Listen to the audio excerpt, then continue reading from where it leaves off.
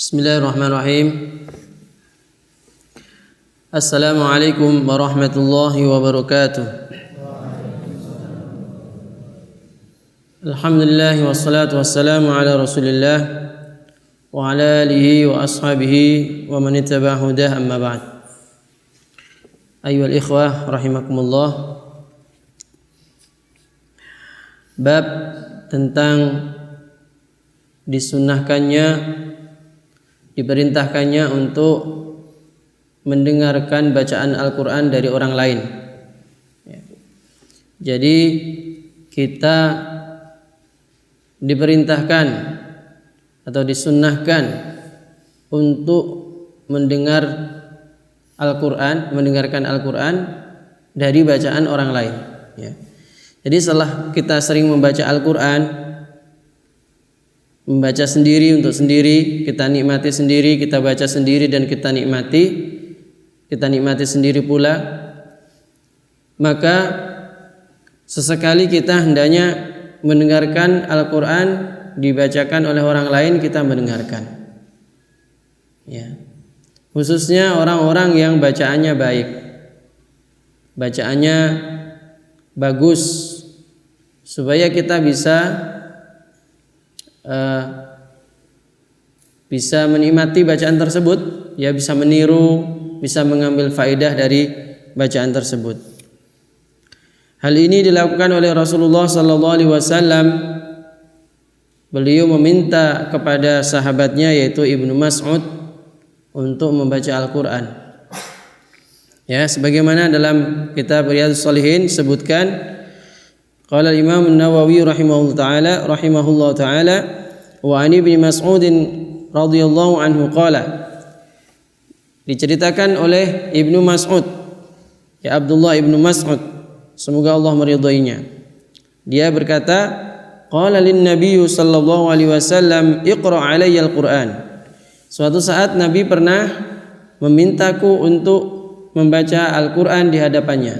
Jadi Nabi mengatakan kepada Ibnu Mas'ud, iqra alayya al-Quran. Wahai Ibnu Mas'ud, bacalah Al-Quran untukku. Jadi kamu baca, nanti saya dengarkan. Begitu kata Nabi. Sederhananya seperti itu, Iqra alayya al-Quran. Bacalah Al-Quran untuk saya. Faqultu, maka aku, di sini aku maksudnya Ibnu Mas'ud. Ibnu Mas'ud menjawab, ya Rasulullah, aqra'u alayka wa alayka unzil. Maka Ibnu Mas'ud mengatakan, ya Rasulullah, bagaimana saya membaca Al-Quran di hadapan engkau? Bagaimana saya membacakan Al-Quran untuk engkau? Padahal Al-Quran itu kan diturunkan kepada engkau sendiri. Jadi Al-Quran ini diturunkan kepada engkau, masa saya yang membaca kepada engkau? Apa enggak terbalik? Kan gitu. Mungkin kayak gitu, arahnya seperti itu. Qala, maka Nabi menjawab, inni uhibbu an asma'ahu min ghairi. Nabi mengatakan, Nabi bersabda, inni uhibbu, aku ini ingin, an asma'ahu min ghairi, saya senang apabila saya mendengarkan Al-Quran dari selain saya. Saya ingin mendengar Al-Quran dibacakan orang lain gitu. Oh ya udah, kalau gitu Ibnu Mas'ud kemudian membaca Al-Quran. Faqara'tu alaihi suratan nisa. Maka aku membaca surah An-Nisa di hadapan beliau. Hatta ji'tu ila hadhil ayah, terus dari ayat pertama terus sampai ayat 41. Ayat 41 ila hadhil ayah, pada ayat ini yaitu fa kaifa idza ji'na min kulli ummatin bi syahidin wa ji'na bika ala haula'i syahida. Jadi sampai ayat 41. Jadi bacanya dari ayat pertama sampai ayat 41. Kalau ayat pertama kita sudah hafal, Bismillahirrahmanirrahim. Ya ayyuhan nasu attaqu rabbakum alladhi khalaqakum min nafsin wahidah من نفس واحدة وخلق منها زوجها وبث منهما رجالا كثيرا ونساء واتقوا الله الذي تساءلون به والأرحام إن الله كان عليكم رقيبا. Baca surah An-Nisa ayat 1, terus dilanjutkan ayat kedua. Innallaha kana 'alaikum raqiba وآتوا اليتامى أموالهم ولا تتبدلوا الخبيث بالطيب ولا تأكلوا أموالهم إلى أموالكم إنه كان حوبا كبيرا. Beliau mendengarkan. Terus dibaca ayat kedua, ketiga, keempat sampai ayat 41. Itu tadi. فكيف إذا جئنا من كل أمة بشهيد وجئنا بك على هؤلاء شهيدا. Sampai situ, qala, maka berkatalah Nabi, hasbukal an. Kata Nabi apa? Hasbuk al-an. Hasbuk al-an. Sudah cukup sekarang. Hasbuk al-an. Faltafattu, maka aku pun menoleh kepada Nabi. Fa idza ainahu tazrifan. Maka saya lihat air mata beliau mengalir dari mata beliau. Jadi air mata beliau keluar air mata. Jadi ada air mata keluar dari kedua mata beliau. Artinya beliau menangis gitu ya, menangis. Hadis ini diriwayatkan oleh Imam Bukhari dan Muslim. Banyak pelajaran yang kita ambil dari ceritanya Ibnu Mas'ud membaca Al-Quran di hadapan Nabi, diminta membaca Al-Quran di hadapan Nabi. Satu, bahwasanya kita disunahkan untuk sekali-kali itu mendengarkan kepada orang membaca Al-Quran, kita mendengarkan. Orang lain membaca untuk kita mendengarkan. Bahkan tidak hanya sekali-kali. Kalau misalkan terus juga nggak apa-apa, bagus. Apalagi orang yang nggak bisa baca sendiri. Ada orang itu tidak bisa baca Al-Quran, tapi dia suka Al-Quran. Akhirnya dia sering mendengarkan bacaan dari orang lain. Ya, kalau ada orang baca Al-Quran, dia mendekat, mendengarkan. Karena apa? Dia sendiri nggak bisa baca Al-Quran, buta huruf. Ya. Jadi bisa saja tiap hari mendengarkan Al-Quran. Tapi kalau Nabi nggak tiap hari. Ya. Kadang-kadang Nabi itu meminta salah satu sahabatnya untuk membaca Al-Quran, kemudian beliau mendengarkan. Ya gitu, penting ya kita supaya kita ada ibadah membaca Al-Quran dan juga punya ibadah mendengarkan Al-Quran. Karena orang yang membaca Al-Quran dengan mendengarkan Al-Quran itu, kalau mendengarnya dengan baik, maka itu statusnya sama seperti orang yang baca, pahalanya sama. Allah berfirman, wa idza quri'al Qur'anu, terusnya fastami'u lahu wa ansitu la'allakum turhamun. Apabila dibaca Al-Quran tu'mu, wa idza quri'al Qur'anu fastami'u, maka istami'. Di sini ada fastami'u, bukan fasma'. Kalau fasma' dengarkanlah. Tapi kalau fasma'u dengarkanlah. Kalau fastami'u apa artinya? Dengarkanlah dengan seksama. Dengar dengan mencurahkan seluruh perhatian kepadanya, itu istami'. Lebih kuat perintahnya. Fastami'u. Ya, fastami'u. Kalau lagi ngobrol berarti obrolannya langsung diputus. Kalau mungkin lagi mungkin dengar ada yang sedang dibunyikan, harus segera ditutup supaya semua tertuju pada bacaan tersebut. Wa idza quri'al Qur'anu, apabila dibacakan Al-Quran untukmu, ya fastami'u lahu wa ansitu dan perhatikan. Nah, kalau seperti itu mau memperhatikan, mendengarkan, memperhatikan, la'allakum turhamun. Kalian akan mendapatkan rahmat Allah Subhanahu wa taala. Ya, kayak gitu. Ini juga para ulama juga memberikan faedah hadis ini. Tidak hanya ada masalah Al-Qur'an, masalah ceramah. Kadang-kadang orang itu seorang dai sering ceramah, menceramai orang. Perlu dia mendengarkan ceramahnya orang lain. Kadang-kadang materinya sama, bahkan materinya yang diceramahkan tersebut yang sering dibaca oleh dia sendiri. Tapi ketika orang lain yang memberikan materi itu ternyata kayak sesuatu yang baru. Ya. Jadi lain mulut, jadi materi sama dari mulut yang berbeda itu pengaruhnya beda. Ya. Kadang-kadang saya bercerita tentang sesuatu, kemudian ustadz lain bercerita tentang sesuatu yang saya katakan. Mungkin ternyata antum merasakan ada suatu getaran yang beda. Atau orang lain telah menceramah seperti itu, kemudian saya ceramah tentang itu juga. Antum mendapatkan getaran yang berbeda pula. Jadi materi yang sama diberikan oleh orang yang berbeda, itu sampainya kepada hati kita itu berbeda. Maka perlu kita sering mendengarkan dari sini. Seorang dai walaupun dia sudah sering membaca, dia hendaknya juga mendengarkan dari ustadz yang lain supaya dia juga bisa mendapatkan petunjuk hidayah dari situ.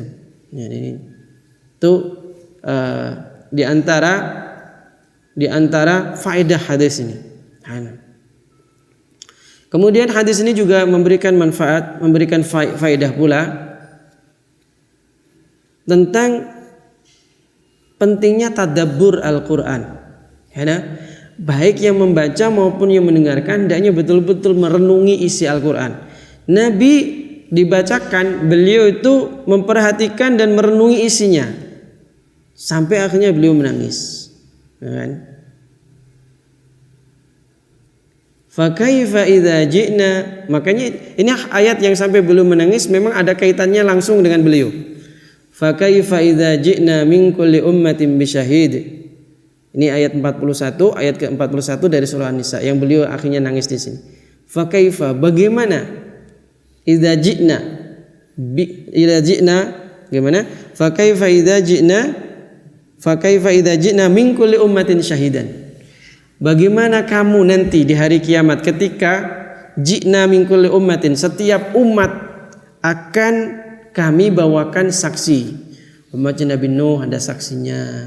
Saksinya Nabi Nuh itu sendiri dan orang-orang yang beriman di situ menjadi saksi bahwasanya Nabi Nuh telah menyampaikan risalah. Nabi Musa, pokoknya setiap umat di situ, setiap gerombolan ribuan orang itu namanya umat nanti. Kemudian ada saksi yang membenarkan tentang risalah telah disampaikan.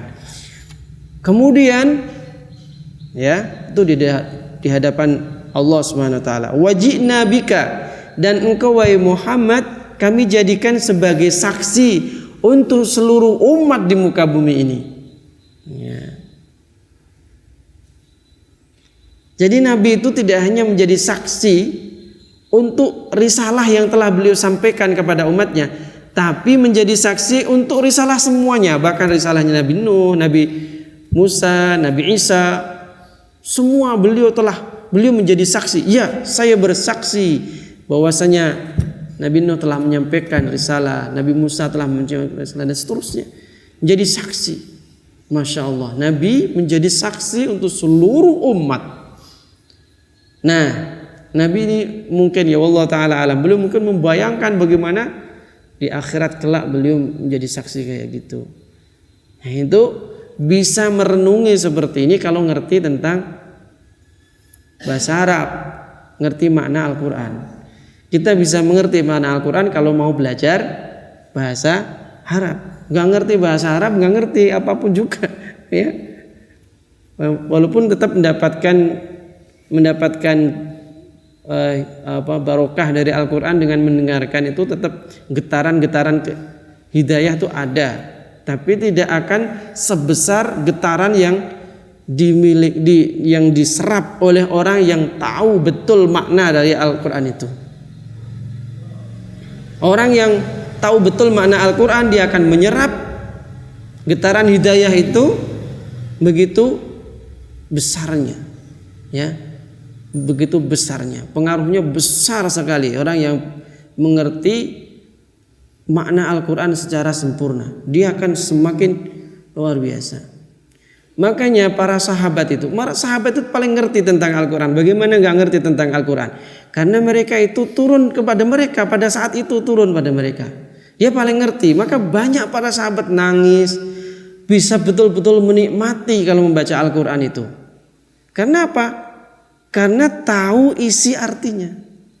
Ya Mas, kita coba bayangkan ya, Utsman bin Affan pernah membaca Al-Quran ya, 1 rakaat selesai seluruh Al-Quran itu. 1 rakaat itu selesai baru rukuk.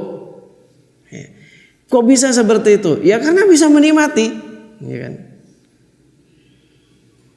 Kalau kita ini kan ya bisa menikmati, tapi nggak seperti nikmat bagi beliau para sahabat, apalagi para nabi. Ya, kalau anak-anak bisa menikmati game itu, gitu. Sampai seharian itu nggak keluar dari situ. Nah, antum juga kadang-kadang tuh kalau udah main game, nah untuk bilang makanya antum jangan main game itu. Sampai malam-malam gitu, akhirnya tidurnya masya Allah jam 3 baru tidur, kemudian subuhnya nggak bisa bangun itu kan? Ya, naudzubillah min dzalik. Nah, itu menikmati yang nggak betul itu bisa bahaya itu. Ada orang stres gara-gara main game. Tapi kalau orang baca Al-Quran sampai betul-betul gitu, nggak ada riwayat orang stres gara-gara baca Al-Quran. Justru semakin hebat. Lihat, coba itu Utsman bin Affan yang bisa membaca Al-Quran, seluruh Al-Quran dalam 1 rakaat. Orangnya hebat, saudagar yang kaya raya. Kemudian bacaan Al-Quran masya Allah mantap, bagus. Ya, jadilah kayak gitu. Nah.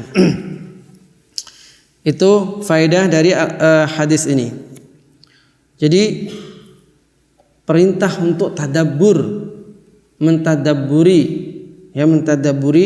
ayat Al-Quran,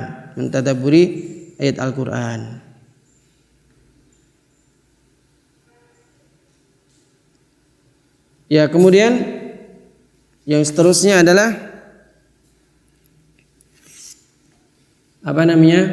perintah belajar Al-Quran dengan cara mendengarkan para masyayikh. Ada ini kalau mau belajar Al-Quran, salah satu di antara metodenya adalah mendengarkan bacaan dari yang lain. Itu artinya Nabi mengarahkan supaya umatnya itu juga salah satu metode belajar adalah mendengarkan bacaan orang lain. Ya, ada seorang mahasiswa kedokteran di UGM itu. Dia itu tiap hari mendengarkan bacaan Syekh Ali Abdurrahman Al-Hudayfi. Akhirnya dia hafal dengan persis lagunya Ali Abdurrahman Al-Hudayfi, 30 juz. Dia seorang mahasiswa kedokteran di UGM. Alhamdulillah. Ya, tapi sekarang ya sudah bisa macam-macam irama yang lain. Tapi iramanya Ali Abdurrahman Al-Hudayfi dia bisa persis. Begitu juga cerita seorang supir taksi usia 60 tahun ikut musabaqah hifdzul Quran di salah satu negeri di Arab. Itu ada musabaqah hifdzul Al-Quran, itu lomba hafalan Al-Quran. Ternyata nomor 1 pemenangnya adalah usianya udah tua, 60 tahun. Dia adalah seorang sopir taksi. Sopir taksi ini dia menghafal Al-Quran dengan cara mendengarkan. Ceritanya adalah suatu saat dia dihadiahi oleh salah seorang temannya, dihadiahi satu rangsel gitu, satu kotaan gitu, ya, isinya adalah kaset pita itu. Zaman dulu masih pita, belum ada CD, belum ada flash disk, belum ada komputer, waktu itu masih udah lama ya ceritanya. Jadi dikasih satu kotaan, dalamnya adalah kaset pita itu. Ali Abdurrahman Al-Hudayfi. Juz satu kaset pita itu isinya 1 juz. Sehingga ada 30 kaset. Ya, berarti 30 kaset. Kaset pertama juz 1, kaset kedua juz 2, seterusnya sampai juz 30. Dia menyetel ketika dia naksi gitu ya, Kalau taksi, kemudian dia nyetel di situ di mobilnya itu, dia selalu mendengarkan Al-Qur'an. Diulang terus sekitar sebulan atau berapa. Kemudian kalau dia pergi ke masjid untuk sholat maghrib, sholat isya dan seterusnya, dia berhenti sejenak untuk menghafalkan. Setelah diulang-ulang, didengarkan berulang-ulang, akhirnya dia menghafal itu setengah hafal, dia langsung cepat hafalnya. Akhirnya dia hafal. Ya kemudian dia setorkan kepada syekh yang lain. Kemudian selesai kaset pertama. Kaset kedua didengarkan, setiap dia berjalan di mobilnya itu selalu muter terus. Begitu akhirnya juz 2 pun menjadi kayak setengah hafal. Kemudian dia berhenti sejenak untuk habis sholat, kemudian dia hafalkan lagi. Kemudian singkat cerita selesai juz 2. Begitulah juz 3, juz 4. Akhirnya dalam waktu sekitar 10 tahun atau sekitar berapa atau 12 tahun lupa saya, pokoknya agak lama juga sih. Kemudian selesai 30 juz dengan mendengarkan dari kaset tadi. Akhirnya 30 juz juga di murojaah dengan baik, kemudian betul-betul hafal 30 juz dalam usia 60 tahun. Usia 60 tahun. Kemudian dia ikut musabaqah tilawatul Quran, hifdzul Quran. Ternyata dia menang. Seluruh pertanyaan gak ada yang salah.